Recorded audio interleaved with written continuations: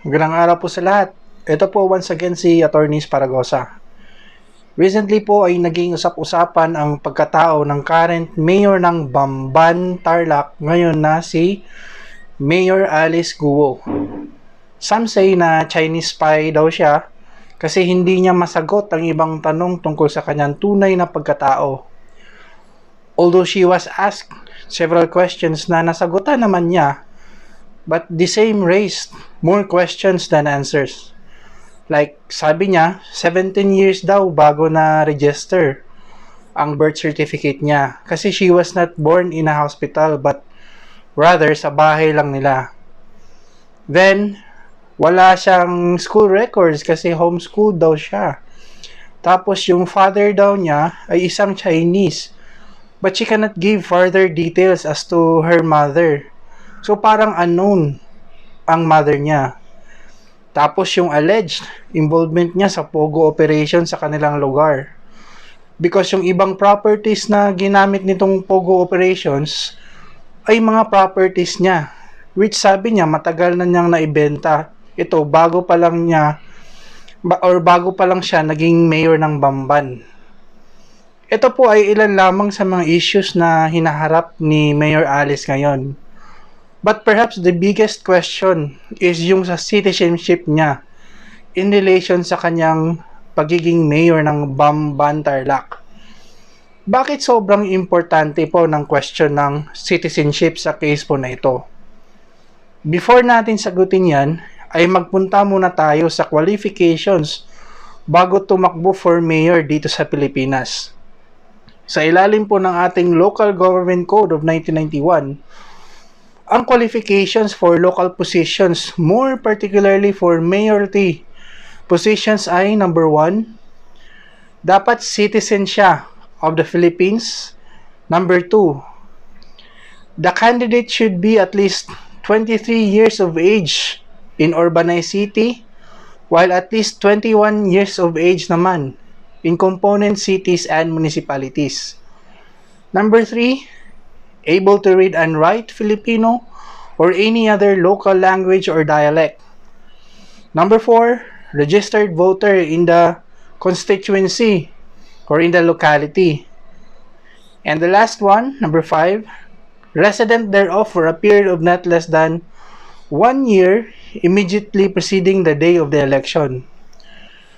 So sa unang requirement pa lang, alam na natin bakit nagka-issue si Mayor, kasi requirement pala ang pagiging isang citizen ng Pilipinas bago tumakbo for mayor.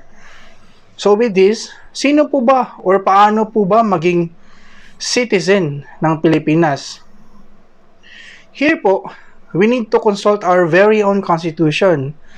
So under Article 4, Section 1 of the 1987 Constitution, sinabi po na the following are citizens of the Philippines.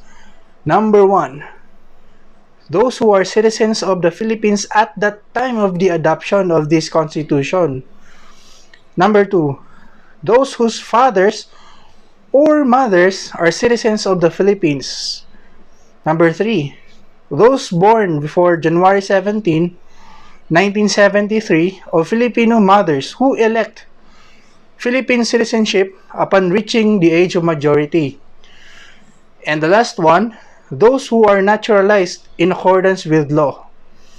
Dito na po sumabit si Mayor Alice sa condition number 1 and 2. Sa condition number 1, sinabi na those who are citizen of the Philippines at the time of the adoption of this Constitution. Ang citizens po na definition dito ay mayroong subgrouping.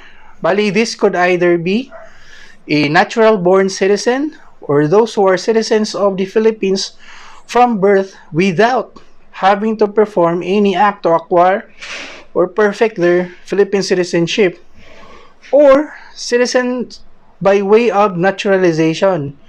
Ito naman po ay isang procedure kung saan ang isang foreign national ay magiging Filipino through an application.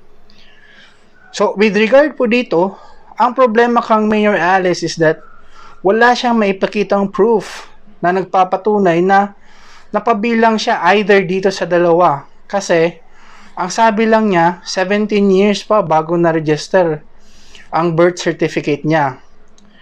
Moving on sa number 2. Dito po, mas nagkaroon ng problema si Mayor. Natandaan niyo po ba, sabi ni Mayor, yung papa niya is Chinese but cannot give details as to her mother. Never mind po kung pure Chinese ang ama niya. Basta kailangan ang mother niya is a Filipina, then okay na yon. Kasi ang phrase ng batas is or. At she will follow the jus sanguinis principle or relation by reason of blood. Kaso, hindi siya makaprovide ng details as to her mother. Dahil dito, kapag lumabas na hindi rin Filipino ang ina niya, ay mas lalong disqualified siya to run for mayor kasi hindi siya maituturing na isang Filipino.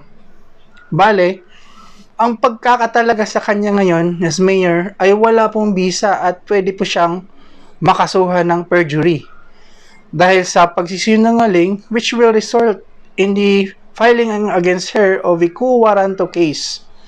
Kaya naman po, may recommendation ngayon to preventively suspend her to give way for a full-blown investigation. Well, this is a developing case pa naman po, and ang purpose lang natin ngayon is para to educate our viewers as to the reason bakit sobrang init ng issue na ito ngayon. Sana po ay may natutunan po tayo ngayon. Maraming salamat po.